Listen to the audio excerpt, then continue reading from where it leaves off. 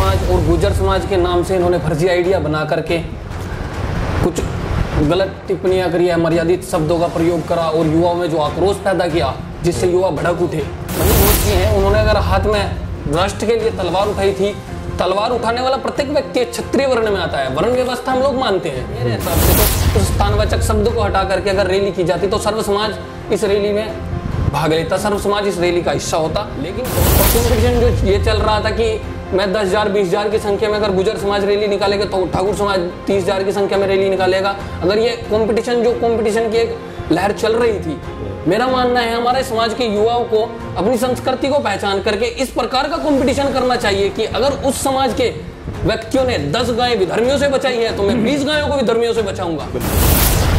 सहारनपुर में सम्राट मिहिर भोज गौरव यात्रा निकलने के पश्चात जो मामला सामने आता है उसको आपने देखा होगा। जनपद सहारनपुर की वो तस्वीरें भी आपने देखी होंगी। उसके बाद जो विवाद पैदा हुआ, अब उसी को लेकर सहारनपुर प्रशासन शांति व्यवस्था बनाने के लिए अपील भी कर रहा है। इसी प्रकरण को लेकर हमारे साथ बातचीत करने के लिए मौजूद हैं हिंदू संगठन से शक्ति राणा। शक्ति राणा, आपका स्वागत करते हैं पहले VSD न्यूज़ पर। बहुत बहुत धन्यवाद पुरुषोत्तम जी। जय जय श्री राम। कैसे देखते हैं शक्ति भाई इस पूरे प्रकरण को? यात्रा निकली और आपने देखा हो दोनों पक्ष में आपस में गहमा गहमी बयानबाजी भी हुई दोनों ही पक्षों को लेकर, तो कैसे देखते हैं इस पूरे प्रकरण को? ये पूरा प्रकरण पुरुषोत्तम जी एक षड्यंत्र है। उत्तर प्रदेश को इस्लामिक स्टेट घोषित करने के लिए कुछ आतंकी विचारधारा रखने वाले व्यक्तियों का ये षड्यंत्र है। क्योंकि इन लोगों ने, मैं पहले से सोशल साइट पर देख रहा था, कुछ राजपूत समाज और गुर्जर समाज के नाम से इन्होंने फर्जी आइडिया बना करके कुछ गलत टिप्पणियां करी है, मर्यादित शब्दों का प्रयोग करा और युवाओं में जो आक्रोश पैदा किया जिससे युवा भड़क उठे। इसी कारणों से दो हिंदू समाजों में बीच में आपस में फूट डालने के लिए एक षड्यंत्र रचा गया है।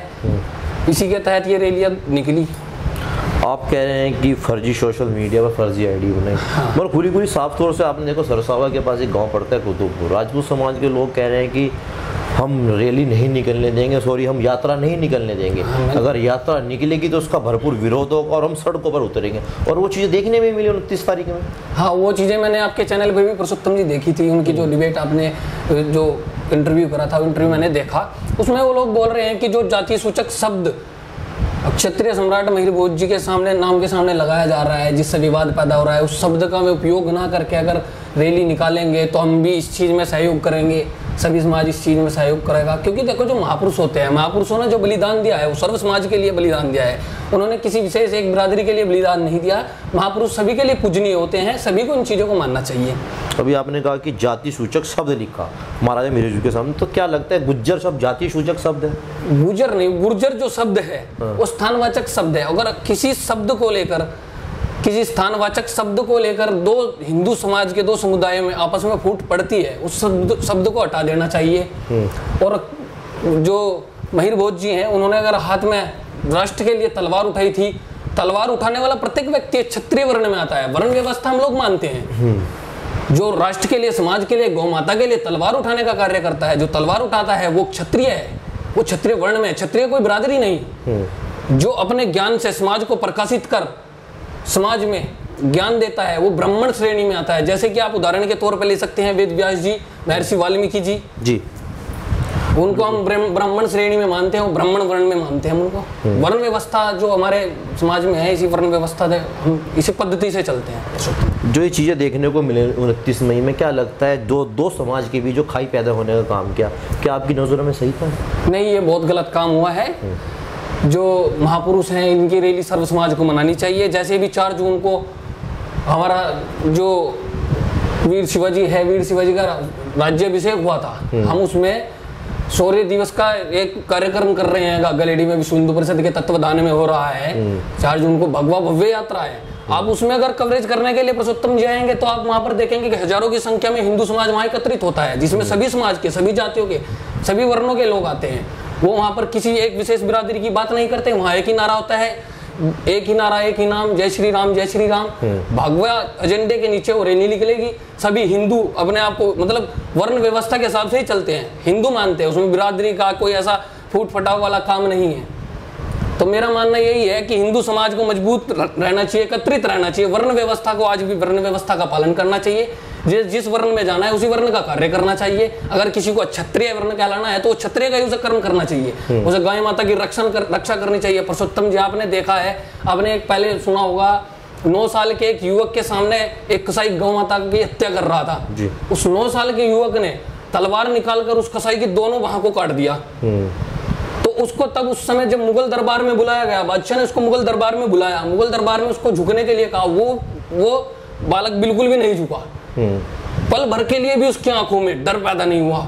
आगे चलकर वो वीर शिवाजी कहलाए जी। तो उन्होंने रक्षा की, तो वो भी एक क्षत्रिय वर्ण में आए, तलवार उन्होंने समाज के लिए उठाई। और अगर राष्ट्र की गौ माता की रक्षा के लिए कोई भी किसी भी जाति से कोई भी व्यक्ति तलवार उठाएगा तो क्षत्रिय वर्ण में ही कहलाएगा, चाहे इसमें कोई भी जाति का व्यक्ति हो। मगर शक्ति भाई अगर बात करें इस यात्रा को लेकर, तलवार से भी खतरनाक जो जुबान होती है वो जुबानी जंग बड़ी तेज हुई इस यात्रा को लेकर।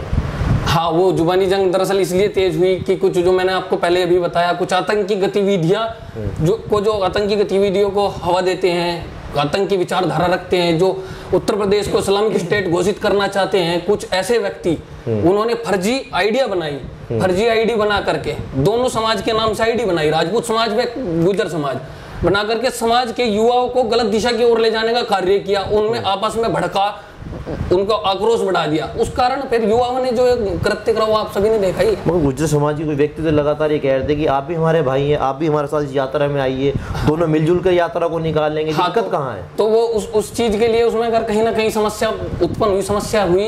एक जो स्थानवाचक शब्द है जो गुजरात से महिर भोज जी के नाम के सामने लगता है, स्थानवाचक शब्द, उस स्थानवाचक शब्द को लेके ये समस्या उत्पन्न हुई। उस स्थानवाचक शब्द को मेरे हिसाब से तो उस स्थानवाचक शब्द को हटा करके अगर रैली की जाती तो सर्व समाज इस रैली में भाग लेता, सर्व समाज इस रैली का हिस्सा होता। और अभी 20,000 के आंकड़े जो आए हैं कि 20,000 25,000 की समथिंग गुजर समाज ने वहां पे जो रैली निकाली है वो 50,000 पार बता रहे हैं। वो कई लाखों के हिसाब से वहां पर रैली निकलती तो विधर्मियों के हृदय दहल जाते, वो किसी करने वालों के हृदय में डर उत्पन्न हो जाता कि हिंदू समाज कितनी मजबूती के साथ एकत्रित है। और हम इसी चीज के लिए समाज के अंदर धरातल पर ये कार्य कर रहे हैं। हमारे दोनों समाज के पक्षों से बात हो रही है, संवाद चल रहा है। और ये सब चीजें जो की गई हैं, जो इस्लामिक विचारधारा से ये चीजें की गई हैं, इन सभी चीजों को बहुत जल्द हम खत्म कर देंगे समाज के अंदर से। शक्ति भाई, खासतौर से आप युवा हैं तो युवाओं की अगर बात करें, खासतौर से हमने भी देखा 29 मई के दिन जो तस्वीरें थी उसमें युवा वर्ग ज़्यादा था। और सड़कों पर आपने भी वीडियोस देखी होंगी, तमाम सोशल मीडिया में वायरल हुई, अपशब्द भी यूज़ हुए।